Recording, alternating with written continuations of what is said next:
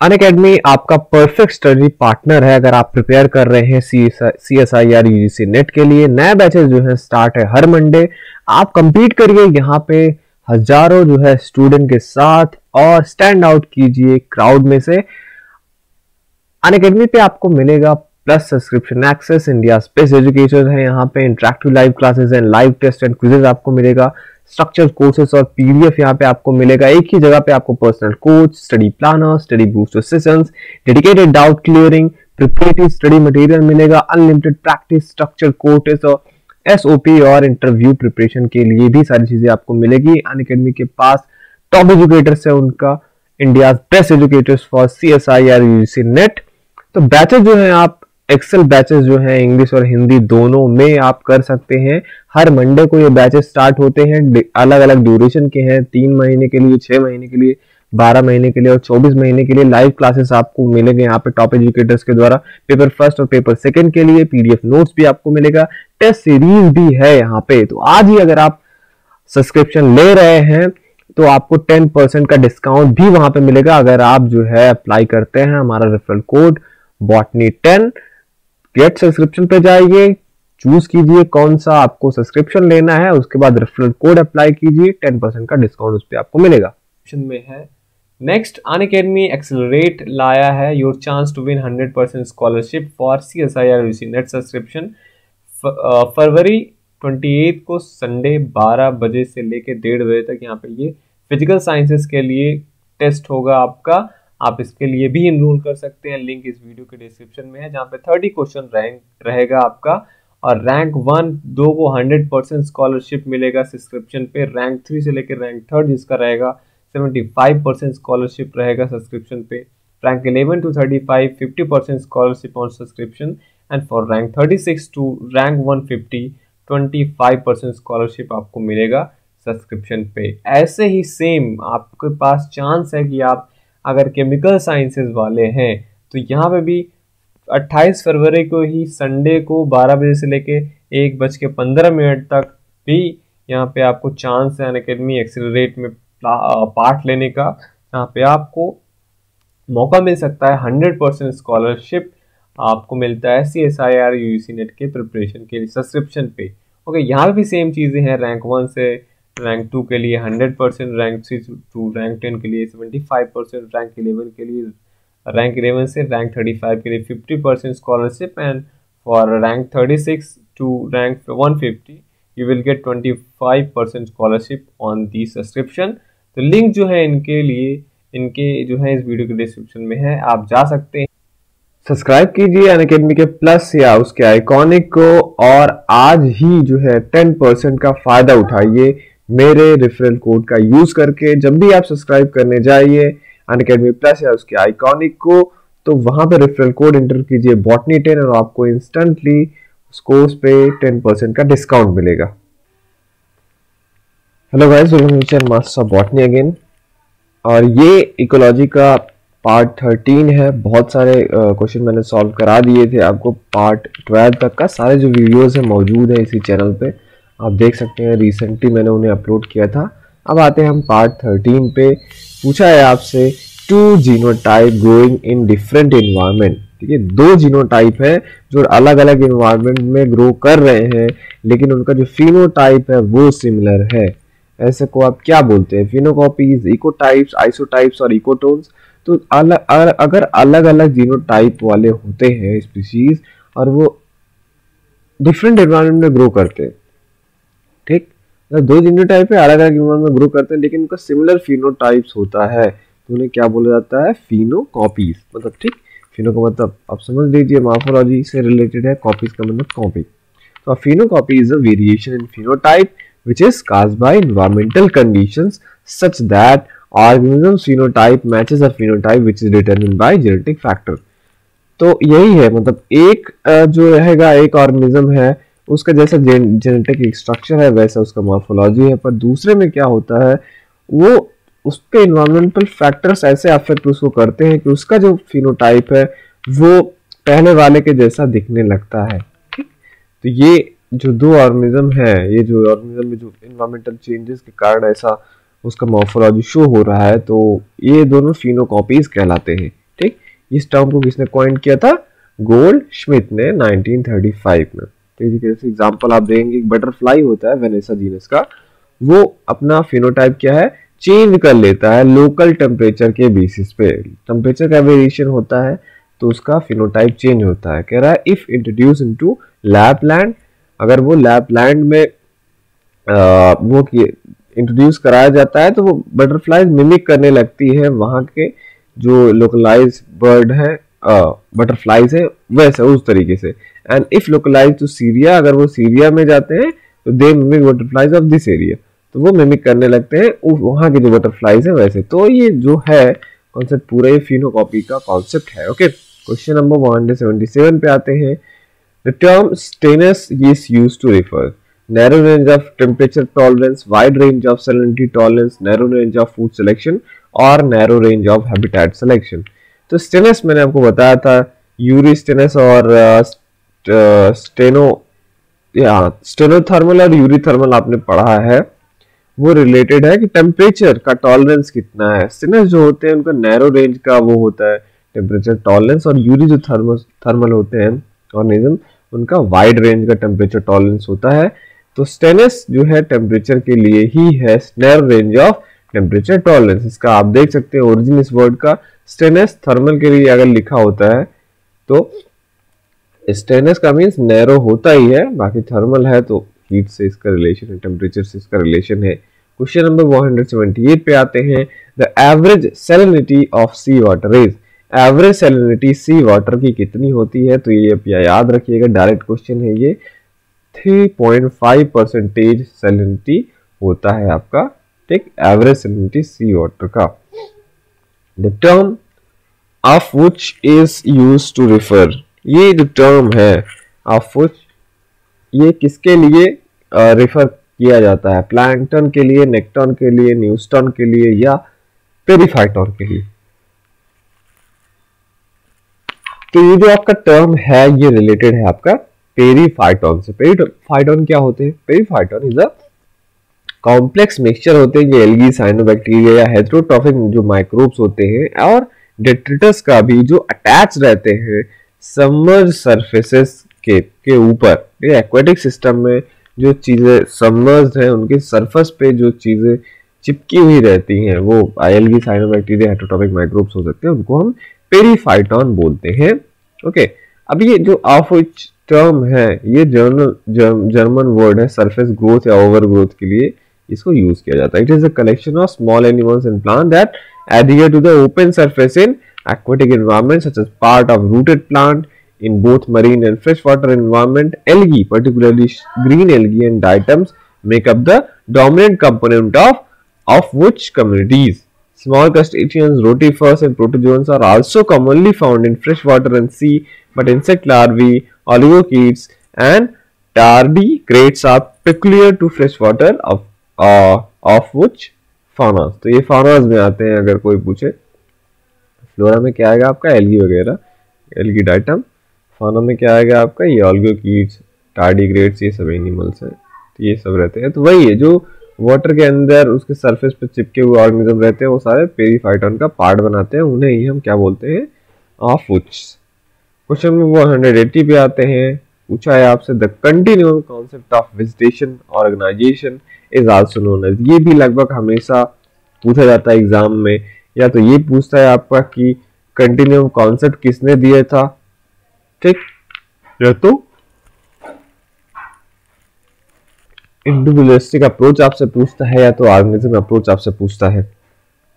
तो आप देखेंगे जब बिगिनिंग हुई 20th सेंचुरी की तो वहां पे बहुत डिबेट था कि कम्युनिटी का नेचर कैसे होता है। ड्राइविंग क्वेश्चन क्या था वहां पे कि कम्युनिटी क्या होती है? वो सेल्फ ऑर्गेनाइज सिस्टम होती है को-अकरिंग स्पीसीज का, या सिंपली वो हैजार्ड करेक्शन होता है पॉपुलेशंस का with minimal functional integration. At that time उस समय में दो आपके व्यूज आते हैं जो मतलब उस समय डोमिनेटेड थे उस ये डिस्कशन करने के लिए कि नेचर कैसा होता है कम्युनिटीज का। एक व्यू कहता है कि कम्युनिटी क्या होती है? सुपर ऑर्गेनिज्म होती है। The member of species of which are tightly bound together by interactions that contributed to repeatable patterns of species abundance in space and time. तो वो बोलता है एक कॉन्सेप्ट की कम्युनिटी क्या होती है, सुपर ऑर्गेनिज्म होती है, जो उसके मेंबर्स होते हैं वो आपस में टाइटली हेल्ड रहते हैं, जो वहां पे इंटरेक्शन होते हैं। ठीक, this concept led to the assumption that communities are fundamental entities. एक क्या बोलता है, ये जो आपका अजम्पशन है कि कम्युनिटीज क्या होती हैं, एक एंटिटी की तरीके से होती हैं, जैसे कि लिनियर टैक्सोनॉमी में स्पीसीज होता है वैसे। ठीक, अब इसका जो जिसने दिया था वो कौन से थे, F E Clements was one of the leading proponent of this approach and his view became known as organismic concept of community. अब ये जो आपका क्या है कि ऑर्गेनिज्म वाला कॉन्सेप्ट, सुपर ऑर्गेनिज्म, ये किसने दिया था, क्लीमेंट ने दिया था, और यही जो मैंने बताया यही है।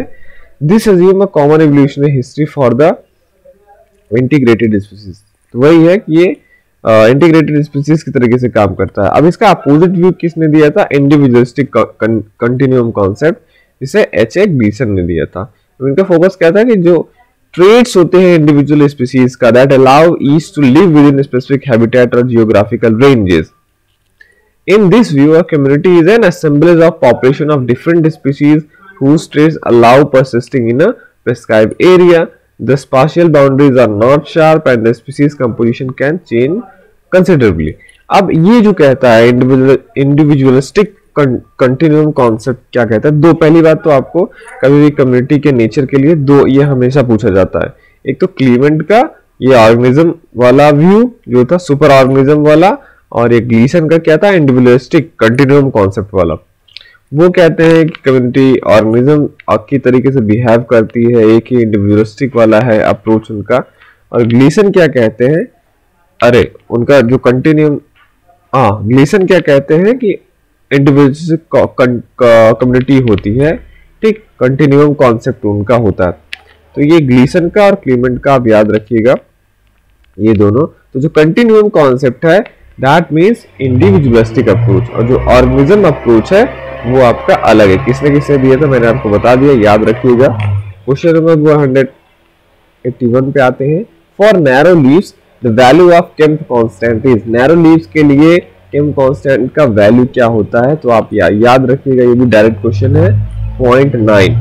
ठीक, question number 182, LC50 is commonly used as the test of, LC50 जो है वो हम कॉमनली यूज करते हैं किसके टेस्ट के लिए, क्रॉनिक टॉक्सिसिटी के लिए, एक्यूट टॉक्सिसिटी के लिए, मार्जिन ऑफ सेफ्टी और बॉडी वेट।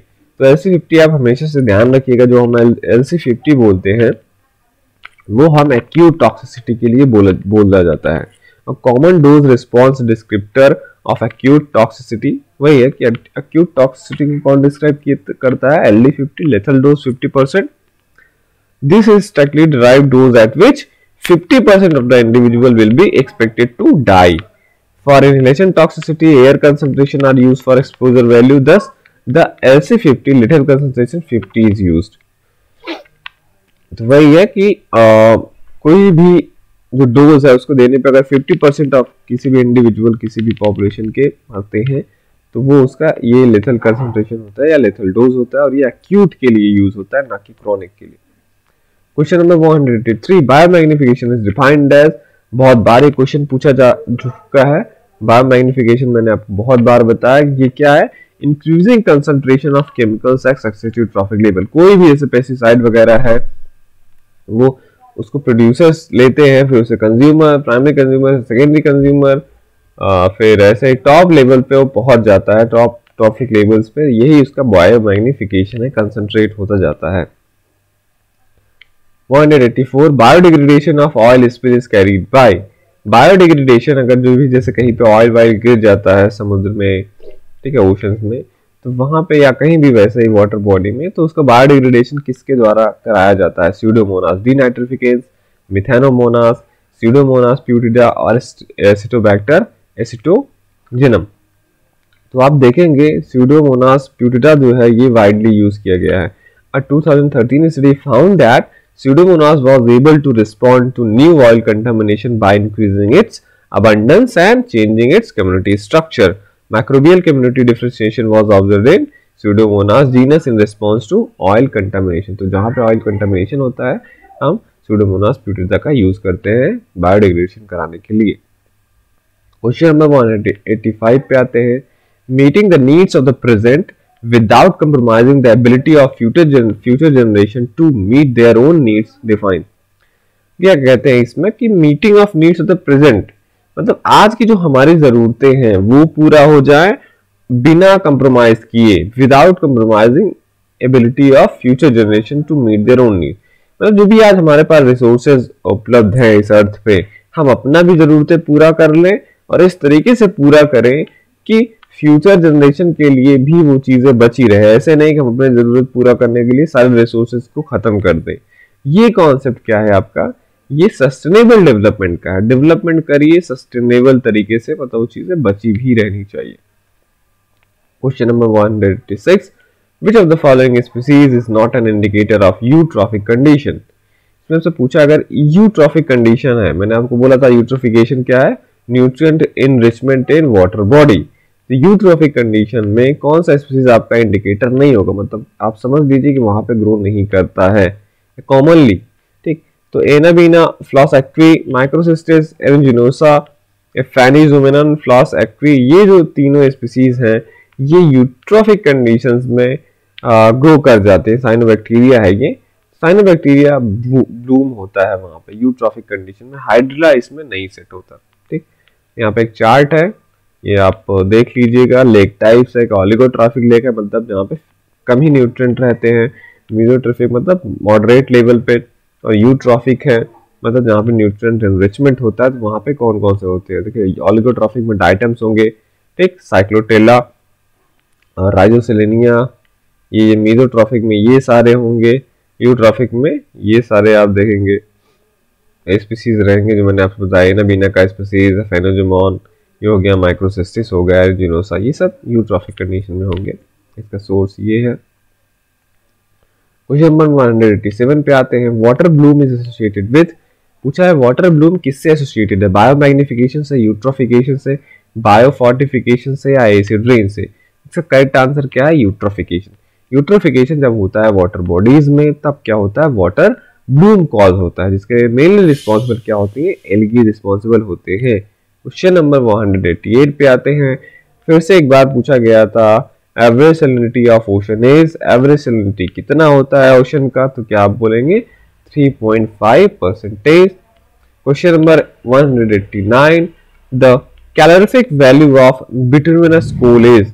बिटुमिनस कोल का कैलोरीफिक वैल्यू क्या होता है, 11,000 से 14,000 इसका आंसर होगा। ओके, अब यहाँ पे हमें इसके एक्सप्लेनेशन पे आते हैं। अगर ये देखिए यहाँ पे अलग अलग आपका वो है कि आपसे पूछा है कैलोरीफिक वैल्यू।